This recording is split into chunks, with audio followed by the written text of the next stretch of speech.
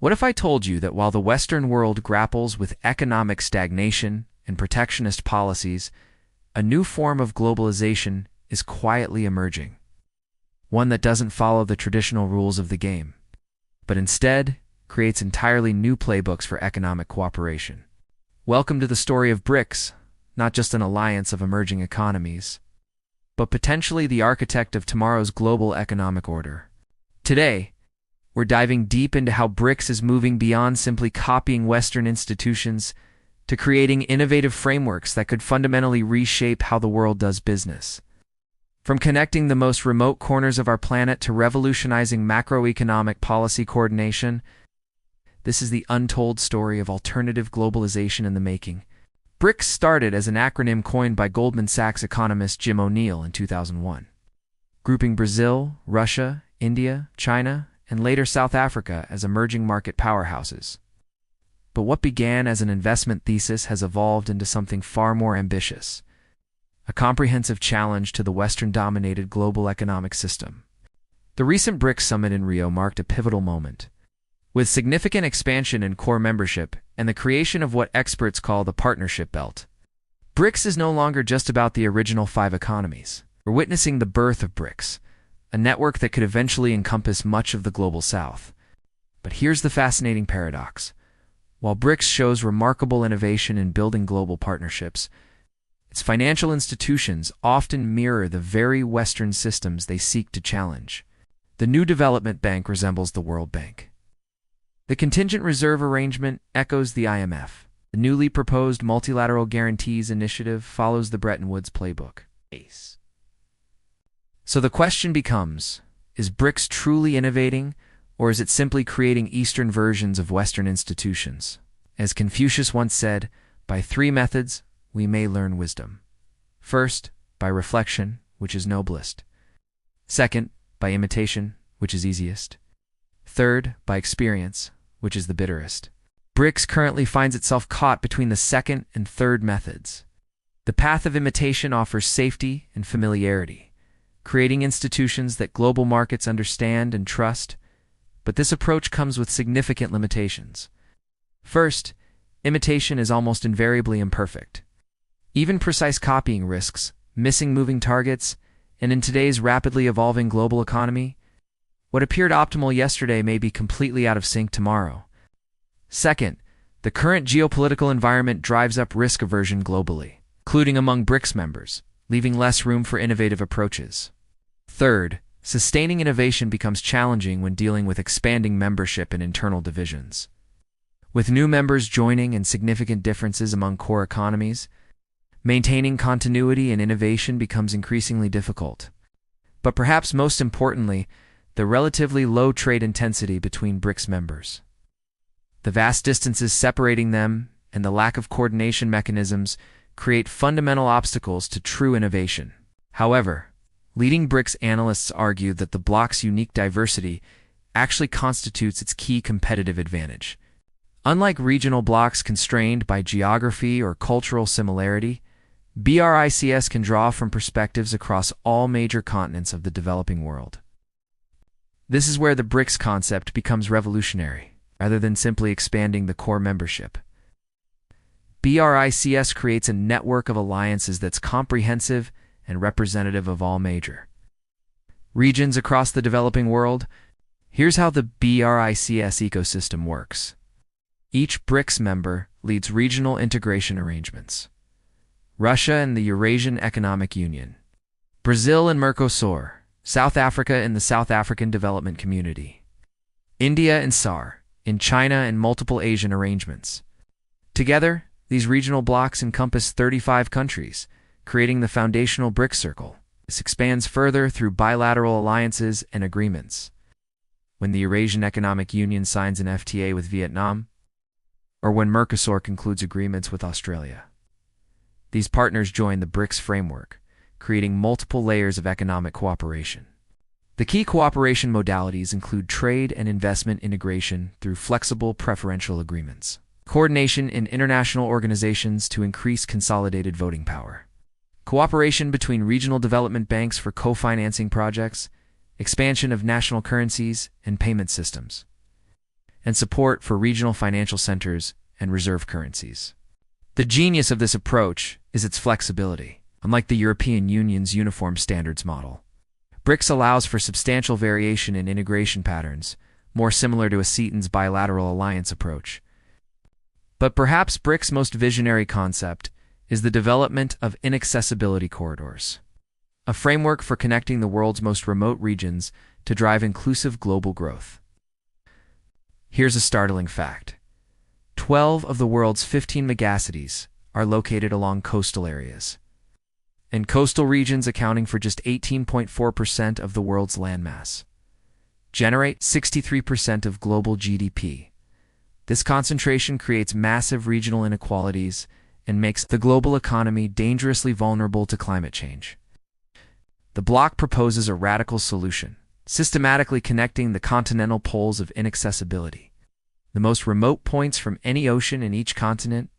These include areas near Urumqi in China's western regions, Obo in the Central African Republic, Arenapolis in Brazil's Mato Grosso, and similar remote locations across other continents.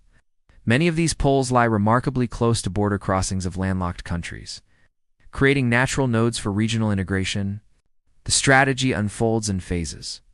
First, direct connection of continental poles of inaccessibility. Second, creating special economic zones at border crossings of landlocked economies. Third, establishing connectivity through major inland regional hubs. Fourth, linking these networks to coastal ports and established infrastructure. This isn't just about infrastructure. It's about reimagining global development. Remote regions, unencumbered by legacy systems, could become laboratories for digital and environmental innovation. Think of coastal developed regions as incumbents, and remote inland areas as potential startups with comparative advantages in launching new economic paradigms. China's Belt and Road Initiative has already demonstrated this potential in Central Asia, contributing to an increase in inland regions' share of global GDP from 32.75% in 2002 to 36.98% by 2018. With intercontinental efforts to build gateways and connectivity to remote inland regions, likely encountering resource constraints and limitations. Particularly in Africa and South America, there may be potential dividends from building a global network for the modernization of such regions. While infrastructure connectivity captures headlines, BRICS is also quietly revolutionizing macroeconomic policy coordination, and the recent patterns reveal both the challenges and opportunities ahead. Consider the current monetary policy landscape across BRICS economies. China's People's Bank recently implemented its biggest rate cut since 2016, slashing rates and injecting 1 trillion yuan into the system. South Africa reduced rates for the first time after 7 consecutive meetings at 15-year highs. Meanwhile, Russia raised rates to 18% to combat inflation. Brazil increased rates to 15%, and India held steady at 5.50%. This divergence reveals a critical pattern. Monetary policy across BRICS economies often compensates for fiscal policy weaknesses.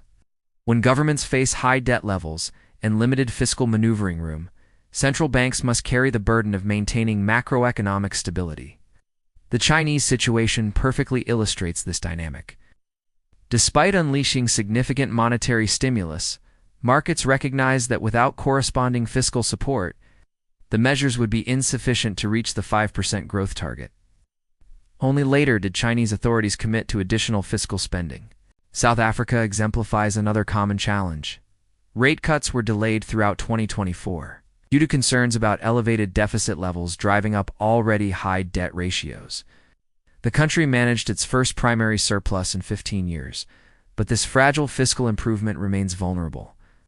BRICS could pioneer new approaches to macroeconomic coordination, including exchange of best practices in fiscal rules and targets, consultation around key turning points in global monetary conditions, coordinated stimulus packages, leveraging growing South-South trade volumes, and integration of multilateral development banks and regional financing arrangements. The increasing trade turnover between China and its BRICS partners creates stronger transmission mechanisms within the Global South, potentially making coordinated stimuli more effective than traditional G20 approaches. This leads us to perhaps BRICS' most sophisticated innovation, which lies in its role as an integrator of Global South regional arrangements, a function no other international organization currently performs. Rather than creating entirely new institutions, BRICS leverages existing regional frameworks to build unprecedented cooperation networks. This approach is both resource-efficient and politically feasible, avoiding the lengthy negotiations required for new institutional creation. BRICS can coordinate among the Eurasian Development Bank of South Africa, SAARC Development Fund, Mercosur Structural Convergence Fund, China Development Bank, and others, with the new Development Bank serving as coordinator. This network's combined resources could exceed those of traditional Bretton Woods institutions. Similar to the IMF's coordination with regional financing arrangements globally, BRICS could create a developing world equivalent, with the BRICS Contingent Reserve Arrangement playing the coordination role. This could be the centerpiece, bringing together Mercosur, ASEAN, the Eurasian Economic Union, the African Continental Free Trade Area, and other developing world integration arrangements. Annual BRICS summits could focus on trade plan, stabilization policies, and regional monetary integration. With new members, like the UAE, bringing some of the world's largest sovereign wealth funds, this platform could coordinate initiatives for greater use of national currencies and environmental investment priorities. This integration is already happening organically. Mercosur signed memorandums with the Eurasian Economic Union, while preferential trade agreements between Mercosur and the South African Customs Union entered force in 2016. Development bank cooperation is advancing, with the Eurasian Development Bank collaborating with the new Development Bank on hydropower projects in Russia. One of BRICS' most ambitious goals involves reshaping global monetary arrangements, moving beyond the dollar-dominated system without necessarily replacing it entirely. The strategy operates on multiple levels. BRICS provides an extensive platform for expanding the use of national currencies in mutual trade and investment transactions. With over 35 countries in the core BRICS circle and many more in the BRICS framework, this creates substantial scale for currency diversification. Rather than competing directly with WIFT, BRICS focuses on creating interconnected national payment systems that can process transactions efficiently across the network. Perhaps most intriguingly, BRICS supports regional currency initiatives, particularly in Africa where economic conditions and public support appear most favorable, according to the third annual PAFTRAC Africa CEO Trade Survey. 40.3% of African financial services participants want to develop a single African currency similar to the euro. Over 50% of African businesses believe the African Continental Free Trade Area will have positive effects, creating momentum for deeper monetary integration. This multi-layered approach reduces dependency on any single reserve currency while avoiding the political complications of attempting to create a BRICS currency immediately. Instead, it builds institutional foundations and market practices that could eventually support more ambitious monetary arrangements. The approach also aligns with broader BRICS principles of flexibility and gradualism rather than uniform standards, allowing different regions to move at different speeds based on their specific circumstances and preferences. Despite its ambitious vision, BRICS faces substantial challenges that could limit its transformative potential. The expansion of membership amplifies existing tensions. Political differences between India and China, varying approaches to democracy and governance, and competing regional ambitions create internal friction that could undermine coordination efforts. The economic gaps between members continue to widen. China's economy is roughly 5 times the size of India's and nearly 10 times Russia's current GDP. These disparities complicate equitable burden sharing and decision-making processes. Despite ambitious connectivity plans, the actual implementation of inaccessibility corridors requires massive capital investments and complex international coordination. Previous grand infrastructure initiatives have often fallen short of their initial promises. Many BRICS regional institutions remain relatively small and inexperienced compared to established international organizations. The new Development Bank, despite its symbolic importance, has approved only a fraction of the lending volume of the World Bank or regional development banks in developed economies. Increasing global tensions and the weaponization of economic relationships create external pressures that complicate BRICS cooperation. Sanctions, trade wars, and security concerns can override economic cooperation incentives.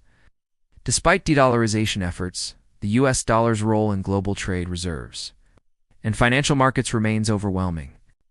Network effects and institutional inertia make currency diversification extremely difficult in practice.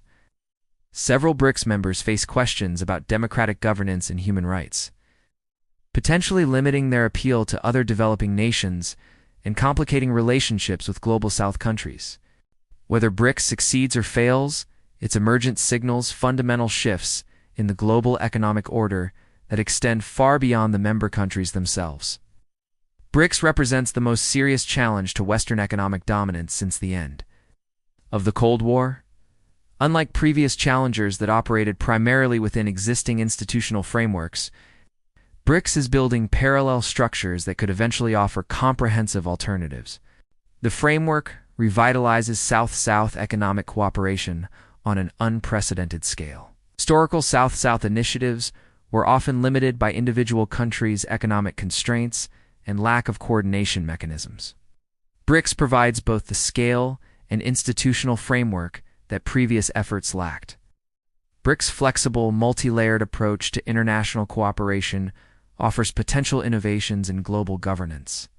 Rather than the rigid, uniform standards approach of traditional international organizations, BRICS demonstrates how diverse economies can cooperate through variable geometry and graduated integration. With traditional development finance falling short of climate and development goals, BRICS regional development banks could provide crucial alternative funding sources.